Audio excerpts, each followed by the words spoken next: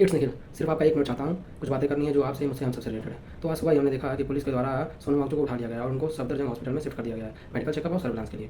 तो अब ये जो किया गया है वो सही किया गया, गलत किया गया, या तरीका क्या था, गलत था, सही था, पहले भी हुआ है कि नहीं हुआ है, क्या गवर्नमेंट की गलती है, क्या नहीं गलती है, इस पर अभी मैं कुछ कमेंट नहीं करना चाहूँगा। मैं आपके सामने बस कुछ फैक्ट रखना चाहता हूँ, आप डिसीजन आपका होगा। आज आपको मैं कहानी सुनाता हूँ। आज से ठीक 10 साल पहले ऐसे ही एक और फास्ट अनटिल डेथ जो था उसको एंड किया गया था। और वो कहाँ पर हो रहा था? मणिपुर में। कौन कर रहा था? उसका नाम, उस लेडी का नाम था Irom Chanu Sharmila, known as iron lady of Manipur. उनको आयरन लेडी ऑफ मणिपुर कहा जाता है। उन्होंने 16 साल का फास्ट रखा था। किस लिए रखा था? चलिए बताता हूँ किस लिए रखा गया था फास्ट, ये भी जान लेते हैं। तो क्या हुआ था कि 2000 में एक मैसेकर होता है, मालूम मैसेकर वहाँ पर होता है, जिसमें 10 सिविलियन की जान चली जाती है बस स्टॉप के पास इम्फाल में। तो इस इंसिडेंट के 3 दिन बाद ही वो अपना फास्ट अनटिल डेथ स्टार्ट करती हैं। और किसके अगेंस्ट में? आसफा एक्ट के अगेंस्ट में। आसफा एक्ट क्या है? मतलब ये मेनली बॉर्डर वाले एरिया में लगाया जाता है, जिसमें आर्म फोर्स को बहुत सारी मतलब पावर्स मिल जाती हैं, जैसे बिना वारंट के अरेस्ट कर लेना, फोर्सफुल डिटेंशन कर लेना, या और बहुत सारी पावर्स मिल जाती हैं। और इसके बहुत से जरूरी तो है भाई, क्योंकि सिक्योरिटी का मैटर है, तो क्या पता वो इंसान टेररिस्ट निकले, तो जरूरी तो है। पर इसके बहुत सारे पॉजिटिव रिजल्ट भी देखने को मिले हैं, नेगेटिव रिजल्ट भी देखने को मिले हैं, और बहुत सारे क्राइम्स भी देखने को मिले हैं इससे रिलेटेड। तो ये जो लॉ है ये गलत है, सही है, क्या है, मुझे नहीं पता। हाँ, पर इस पर कुछ लिमिट होना चाहिए।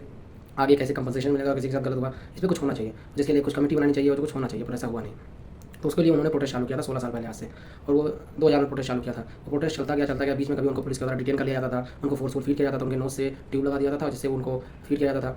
पर उन्होंने कुछ खाया नहीं था, और जैसे जब उनको बाहर छोड़ा जाए तो बाहर आए, फिर अपना फास्ट स्टार्ट कर दें, फिर रिटर्न कर लिया जाए, फिर फास्ट ऐसे चलता रहा। तो फिर क्या होता है कि 2016 आते आते नवंबर में उनका मन हार जाता है, फिर उनको लगने लगता है कि केवल फास्ट से कुछ होने वाला नहीं है। तो फिर वो शहद खा के अपना जो फास्ट है वो तोड़ देती हैं, और उनको लगता है कि अब मुझे इलेक्शन फाइट करना चाहिए, मुझे पॉलिटिक्स में घुसना पड़ेगा, मुझे कुछ मणिपुर के लिए करना है। तो वो क्या करती हैं कि अपना पहला इलेक्शन लड़ती हैं, और वो जो सीएम रहते हैं वहाँ के, ओकराम इबोबी सिंह उस समय के, उनके अगेंस्ट में लड़ती हैं, वो हार जाती हैं। तो आपको लगना चाहिए था, या नॉर्मली तो होना ही चाहिए था कि उन्होंने मणिपुर के लिए इतना साल फास्ट किया, इतने लोगों के लड़ा, फिर भी उनको जीतना तो कम से कम चाहिए था, या जीतना नहीं तो कुछ कम से कम सपोर्ट तो पब्लिक का मिलना चाहिए था। पर आपको पता उनको वोट कितने मिले? केवल 90 वोट मिले थे, उनका जमानत जब्त हो गया था। तो आप सोच सकते हैं, अब इस बात पे वही राजू तलवार का बात याद आता है मुझे कि सोनम सर आप शेर हैं, और ये जनता चूतिया जिसके लिए आप फास्ट कर रहे हैं, इसलिए फास्ट ना करें। तो वही बात है कि यहाँ पर अब उस इंसान की क्या गलती जिसने सब कुछ अपना ज़िंदगी कुर्बान कर दिया, पर जनता को समझ नहीं आया, क्यों नहीं समझ में आया पता नहीं। तो सो मेरी बात बस इतनी सी है कि सोनम सर को उठाना चाहिए था कि नहीं चाहिए था, मुझे नहीं पता। क्या इससे कुछ अच्छे तरीके थे, कोई और तरीका था जो और इससे बेटर था? हाँ बिल्कुल था, कि उनसे बात कर लिया जाए, उनकी डिमांड क्या उनको सुना जाए, फिर उसे किया जाए।